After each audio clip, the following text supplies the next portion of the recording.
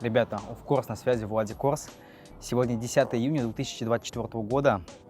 Я нахожусь на прекрасном виде под названием Голливуд Сигн Лейк или Голливуд Лейк Сигн. Это озеро Голливуд, типа того. Здесь вот туристическое место, здесь фоткаются все туристы или кто живет первое время под впечатлением. На красивом фоне Холливуд, соответственно. Вот. Сегодня, ребят, я хочу вам рассказать очень интересную историю. Когда пришла мне идея улететь вообще из страны, почему именно Лос-Анджелес, США, как долго я решался вообще к этому пути, к этому решению, как долго я к этому шел ментально и так далее, психологически. Почему выбрал именно такой маршрут через Стамбул, а не через Дубай? С какими трудностями мне пришлось столкнуться на протяжении всего пути, кроме детеншна. Соответственно, про детеншн я расскажу в отдельном ролике. Вот. И как прошел проверку в аэропорту Мехико-Сити. В частности, также расскажу про CBP-1, сколько ждал дату, жизнь в Мексике и цены на проживание в отелях и на еду. Сколько в совокупности потратил денег, чтобы попасть сюда. Именно касаясь прям любых кредитных денег, не кредитных денег, то есть неважно. Бывает. Бэкстейдж со съемок. Ну, чел чуть мой телефон не сбил, вообще нормально, все окей. Так вот, начнем. История началась с того момента, когда еще был 19-й год, и я хотел попасть в Штаты уже в тот момент. Я познакомился с одним парнем, сейчас мы с ним не общаемся. Вот. У нас обоих горелась мечта попасть в Штаты. То есть мы еще не было до того момента ковида, он только начинался, и войны мы еще не знали, что будет, война какая-то и так далее. Будут какие-то моменты, которые способствуют переезду. Так вот, мы, значит, с ним промышляли над планом, общались, шли года. Наступило 22 февраля 2022 года, сами все знают, что это за день, день X. И как-то у меня прям в голове переклинило, что надо все, уезжать, добиваться своей цели, мечты, и я хочу свободу и так далее. Поступили новые законы там. Не буду вдаваться в подробности вообще в это все. И, соответственно, я начал копить деньги. Это началось в 23-м году, даже в 22-м в конце. Я работал на складе Озон, на грязной работе, на тяжелой. Ребята, кто смотрит меня с Озон, всем привет, никого не забыл. Всех помню, ценю, вот, всех обнял. Вот, так что я работал на Озоне, зарабатывал примерно 100 тысяч в месяц, копил деньги на то, чтобы мне переехать в Штаты. То есть накопить мне удалось только всего лишь 350 тысяч рублей своих денег, или 300, даже чуть меньше, наверное, я вру. Вот, это в общем плане. Я думал на тот момент, что мне этих денег хватит. Но когда я купил билеты, я понял, что это не так. Тоже про это позже расскажу, сколько стоит билет и так далее, сколько это все вышло. Вылетал я 9 октября с Внуково. Маршрут у меня был Внуково-Стамбул, Стамбул-Мехико, то есть, получается, транзитом через Стамбул, из Стамбула уже до Мехико. И обратно, соответственно. Я купил билет туда-обратно, обошлись они мне в 138 тысяч. На тот момент это $1300, доллар был 95 рублей, 96 рублей, да и то и больше. Налички я взял с собой примерно $5700. Это не считая того, что у меня были еще кредитные карты, на которых было на одной карте кредит 200 тысяч, на Райфайзе, на другой 35 тысяч на Тинькове, и плюс налички 5700. Но я взял на них тоже кредит, соответственно, в ВТБ. Вот, то есть я понимал, что мне своих денег не хватит. Родители мне не помогли, то есть я сам решил то, что я должен все сам. Это мое решение взрослое, осознанное, это моя жизнь. Поэтому я решил то, что родители не должны мне помогать. Даже если они могли мне помочь, я все равно от них не стал бы помощи требовать. Билеты я на самолет купил за 2 месяца. Начал готовиться вообще к этому за год. За год я, соответственно, сделал международные права себе, всем советую. То есть это вот такая вот книжечка. Сейчас вам покажу. Всем советую сделать, если честно, ребят, всем рекомендую. Вот такая вот книжечка. Возможно, как-то приблизит, может быть, на монтажера картинку или покажет где-то фотографию. В общем, эти права делаются в любом РО ГИБДД вашего города. Вы приносите обычные права, платите, по-моему, пошлину какую-то, там налог 2300, и все. Это международные права, они здесь канают в Америке спокойно, меня останавливали менты, то есть все окей.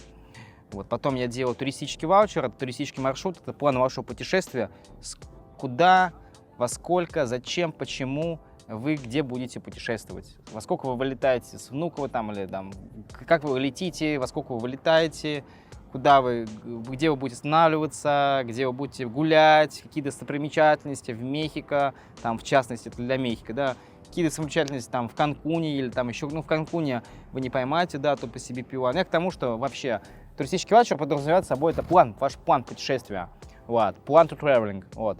Соответственно, после этого надо оформить электронное разрешение обязательно. Я тоже его начал оформлять примерно за 2 недели до вылета, оно обычно раньше не оформляется. Ссылка, как оформить электронное разрешение, будет в описании, оно есть на моем канале, видео вот здесь вот где-то будет, увидите. Очень полезно, рекомендую посмотреть. И помимо туристического ваучера, электронного разрешения, также вам нужно распечатать бронь отелей, желательно их сделать либо на Booking, либо на Airbnb, не имеет значения, то есть на Booking, как правило, подороже отеля, на Airbnb подешевле. Вот. Кофе, кстати, на самом деле в Америке, вот в частности, если брать во внимание, где я купил, так себе, то есть реально услуги, да, здесь оказывают не очень, я это подтверждаю. Давайте продолжим, значит, историю. Соответственно, 9 октября я вылетел, 11 октября я прилетел, 9 октября я вылетел, 9 октября я прилетел в Турцию, в Стамбул. Там я провел 2 дня, у меня был там длинный транзит, 2 дня на 48 часов. Я просто захотел взять такой транзит для того, чтобы посмотреть Стамбул, если честно. Я реально забронировал заранее, еще бронь отеля сделал. Везде, на Booking сделал бронь отелей. Я забронировал там отель какой-то. Я не помню, сколько он лир стоил, там в лирах все. Не помню, честно говоря, ребят, врать не буду. Вот. И прилетел, там как бы погулял, потусил. Видел у меня также с Турции, как я в Стамбуле кушал там мороженое. Видел там церковь, мечеть Святой Софии, мечеть Нур-Султана. Есть вот здесь, а также будет в описании, если хотите. Кому удобно посмотреть. Пишите, кстати, в комментариях, кто был в Стамбуле. Мне интересно узнать ваше мнение, как вообще вам этот город. Мне очень понравилось, хотя я там был всего меньше 2 суток, считай. По поводу подготовки, кстати, еще хотел напомнить то, что помимо туристического ваучера, электронного разрешения и бронь отелей, нужно реально быть психологически еще подкованным очень сильно. Реально в аэропорту, что в Стамбуле, что в Мехико проверяют вас психологически, поэтому имейте в виду. Почему я вообще решил лететь в компанию Turkish Airlines? Потому что на тот момент через Fly Dubai, компания Fly Dubai, да или как там, Emirates, по-моему, Emirates, у них, ну, часто разворачивали через Дубай. Не знаю, сейчас наружу, сейчас через Turkish говорят плохо. Имейте в виду, сейчас информация актуальна на 24 год, 10 июня, то, что через Turkish Airlines лучше не лететь. Разворачивают прямо в аэропорту, даже если у вас есть все. Туристический ваучер, бронь отелей, там, электронное разрешение, все окей, у вас есть, деньги там до 10 тысяч долларов, да, там, все есть, разворачивают. Если у вас есть загранпаспорт красненького цвета, все, пока, адиос. Это информация на, опять же, на сегодняшний день, что будет завтра или что будет вчера, я не могу отвечать, ручаться за это, но имейте в виду, проверять информацию, прежде чем лететь и так далее, особенно если вы летите с семьей, а не один, как я, да. После этого я в Турции погулял, 11 октября я вылетел с аэропорта Стамбул до Мехико-Сити, до города, это город Мехико, страна Мексика. Летел я 14,5 часов, полет был очень, ребят, долгий, полет был очень сложный, муторный. Мне не помогла ни маска, ни беруша, ни мелатонин. Честно, я очень тяжело понял, что переношу часовые пояса, вот именно вот смену. Тем более, учитывая, что я никогда нигде за границей, в частности, не был, мне очень было тяжело вообще прилететь. Такое расстояние, во-первых, это трансатлантический перелет. Очень было тяжело. В Турции, кстати, меня шмоняли очень жестко, то есть спрашивали это все, даже на тот момент. Причем удивительно, что в Мексике в аэропорту не спросили ни туристический ваучер, ни бронь отеля. Спросили только электронное разрешение и спросили только, зачем я сюда приехал, цель визита. Все, я им сказал, типа, ну, цель визита посмотреть Мексику. Все. После этого мне влепили визу 180 дней, поставили максимальный срок пребывания и все. Мне очень повезло, что мне поставили 180 дней. Обычно ставят срок пребывания, вот, например, у меня билеты были обратные. 11 октября я прилетал в Мексику, а обратный билет у меня 31 октября 2023 года были. То есть мне должны были, по сути, по идее, по уму поставить 20 дней срок пребывания, но мне поставили 180, то есть это хороший знак. Сейчас, конечно, ситуация другая, скорее всего. Билеты, к сожалению, не смог вернуть через Turkish Airlines, через компанию, потому что билеты были невозвратные. Эти билеты, которые мне 138 тысяч рублей обошлись. Пришлось как бы на них плюнуть, хотя кто-то говорил, что можно как-то вернуть, там заявление писать. Но я не стал заморачиваться, я думаю, ладно, как бы это мое решение, я решил сделать именно вот так. Прилетел я, значит, в Мексику, в аэропорту меня хорошо приняли, поставили визу. Удивительно, что ни в стекляшку никакую не водили никуда, там стекляшку кого-то забирали. Если не знаете, что такое стекляшка, посмотрите видео на ютубе вообще, что такое стекляшка в аэропорту в Мехико, чтобы быть готовым психологически, опять же. С телефона я все удалял, там всякие фотографии, не знаю, контакты, там, не дай бог. Ну, я не знаю, для чего это надо было. Вот они, по факту, меня ничего не проверяли, на телефон ничего не смотрели. Связи там тоже не ловил у меня. МТС хотя бы в Стамбуле работала, в Мехико вообще не работал. Мне пришлось там тяп-ляп как-то объяснять на английском, потому что английский я как такового не знал. Как мне куда пройти. Прилетел я поздно, в 2 часа ночи. Друг мне про это заранее говорит, что учи английский. Ребята, реально, внимание, важный инфа. Вот кто говорит, что он можно английский не учить, пока в Мексике находишься там, или там в Америку не приехал. Блин, ребят, вы не правы, честно. Учите английский обязательно. Мне мой друг неоднократно говорил, который мне тут помог в Америке, да, это первое время, что учи английский, учи английский. Я как бы учил, но шалей-валяй. В итоге вот результат налицо. Я сейчас понимаю, что как бы, что тяжело коммуницировать и адаптироваться. Что касается CBP One, когда я прилетел в Мексику, 11 октября я слился в отель. Отель там мне обошелся, по-моему, 10 тысяч песо за месяц, то есть это достаточно недешево. То есть я жил в районе, назывался он Реформа, это центральный район в Мексике, может быть, на карте будет показано. Это Реформа, это район, там есть 2 дорогих района, ну точнее один вообще, Паланка, но там есть еще также Реформа, есть еще Деливай район. Я жил в Реформа, это центральная улица считается, 10 тысяч песо. В целом там все дешево, кроме, наверное, отелей и еды в ресторанах. Если брать общую еду просто и автобусы, транспортную развязку, инфраструктуру, метро, в целом проезд на метро очень дешевый, даже дешевле, чем в Москве, если сравнить по московским ценам, или примерно такой же. По деньгам я, в общем, получается, взял, если вот прикинуть сейчас, давайте откроем опять. Сейчас посмотрим, сколько по деньгам я взял. То есть, в общем, у меня встало 5700 налички, 200 тысяч кредитной карты Райффайзенбанк и кредитной карты Тинькофф. То есть, в общем, получается такая вот сумма. Да, и в итоге встало 920 тысяч, то, что я взял с собой. Это в общем из кредитной карты. То есть, то бишь, на тот курс примерно 9500, там, $500, 9600. Сразу как приехал по прилету, я подал анкету по CBP One. Вот. На то время люди ловили примерно где-то на 90-й день, уже на 90-й день. Я думал, ну, я надеюсь, поймаю там на 50-й день, дай бог. Я почему-то так рассчитывал, вот, что поймаю на 50-й день. Сомнительно, ну, окей. Но не тут-то было. Я столкнулся с множеством препятствий в Мексике. В том плане, то, что, опять же, языковой барьер, там все, многие на испанском разговаривают, немного кто на английском. Мне повезло, что мне попался очень грамотный человек, который знает более 8 языков, разговаривает на 8 языках. Его зовут Антонио Сантес. Антонио, привет, если смотрите мое видео, мне приятно, что следите за мной. Вот. У меня также есть видео отдельно на канале про то интервью, как вот вообще мексиканцы относятся к русским. Опять же, ссылочка будет в описании и в закрепе к этому видосу. Повезло то, что попался такой хороший, грамотный человек, который совсем помог, подсказал мне. И жилье потом я у него снимал дешево за $350 всего в месяц. Это примерно где-то... где-то 7 тысяч песо у него стоит жилье, это $400. Так что, если у него вдруг свободное жилье, могу даже контакты оставить потом. Если мне кто-то напишет, например, в комментарии, я увижу, могу помочь вам с жильем. Что еще добавить? То есть в Мексике менталитет очень хороший людей. То есть к русским хорошо относятся в целом. Гулять есть туда, там, куда пойти. Сразу скажу, еда мне там не понравилась, то есть абсолютно по еде, вообще на любителя полностью. То есть там такие такос, буррито, гуакамоле, таука там. Мне понравилось только такос и буррито, честно. И все. Больше, в частности, ничего более. Еда там недорогая, да. Но я первое время шоковал, то есть тратил в ресторанах там 500-700 песо, то есть это $30-40. Даже для американских мерок это дорого. В общем, за все время, если так разобраться, я потратил... Вот, отели в Мехико, получается, мне в среднем обошлись за 140 дней пребывания, то есть я там был 120 дней, я ждал дату, и поймал на 11 февраля ее, то есть 11 октября прилетел, 11 февраля поймал, и 20 дней еще ожидал до бордера. За 140 дней проживания я потратил 43 тысячи песо, это $2500 на тот курс. Именно еще учитывая курс песо, $1 это 17 песо, а 1 песо это примерно 5 рублей. Вот, еда и развлечения с проездом мне встали 59 500 песо, это $3500. И суммарно получается $6000, это только что касается отелей, еды, развлечений с проездом и едой. Ну вот это все вместе.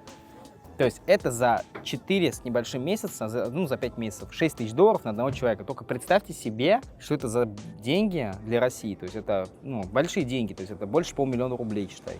Благо, что я поймал дату на 120-й день по CBP, потому что многие люди ждали там дату 150. У меня есть знакомый, один из Перми, да, не буду имя называть, он даже до сих пор ждет дату, сейчас на настоящий момент 180 дней уже человек ждет дату. Мне его очень жалко и хочется пожелать ему только крепкого терпения и удачи. Люди сейчас в среднем сидят 200-220 дней, учитывая сейчас июнь, опять повторюсь, 2024 года. То есть ситуация по CBP реально ухудшается. Очень много было мультианкетчиков, которые не давали людям нормально ловить даты в определенные сроки, хорошие, так, короткие, там хотя бы даже 100 дней логически. Сейчас начали их, слава богу, пресекать и вообще их убирать.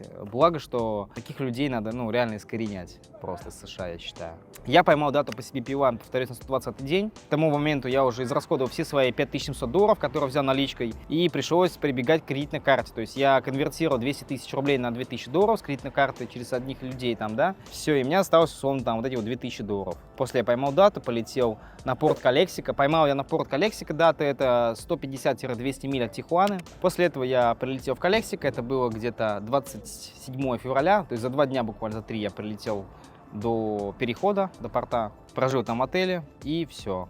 И поступил на бордер. Про бордер и про детеншн я здесь в этом видео рассказывать не буду. Видео разделю на 2 части и расскажу в следующей части именно, как вообще я провел время, в частности, в детеншне и в бордере. Какие там были условия и так далее. Также, возможно, эта информация выйдет в моем телеграм-канале. Ссылка, как всегда, знаете где. Это было, получается, 1 марта, когда я на бордер заселялся. 2 апреля я вышел оттуда. Просидел, слава богу, недолго, буквально 30 дней. Поехал я в Сан-Диего. До Сан-Диего доехал, меня там забрал друг мой со знакомым, с кореш. И мы поехали в Л.А. Почему выбрал Л.А.? Здесь, во-первых, тепло. Здесь прекрасный климат, здесь горы, склоны. Вот даже посмотрите на этот красивый вид. То есть здесь шикарно просто жить. Да, здесь дорого очень, сразу скажу. Мне денег, которые у меня остались в кармане, $2000, да, даже чуть меньше, которые я еще в детеншне там потратил сумму. Мне не хватило буквально, нахватило только на аренду машины $700, 750 плюс 300 депозит, и на хостел. Все остальное мне занимал друг, там надо было оформить мне всякие карты, потом мне надо было покупать все равно еду, на что-то питаться там, потом надо было еще оплачивать машину, бензин там, потом, в общем, много-много моментов, поэтому пришлось у друга занять деньги.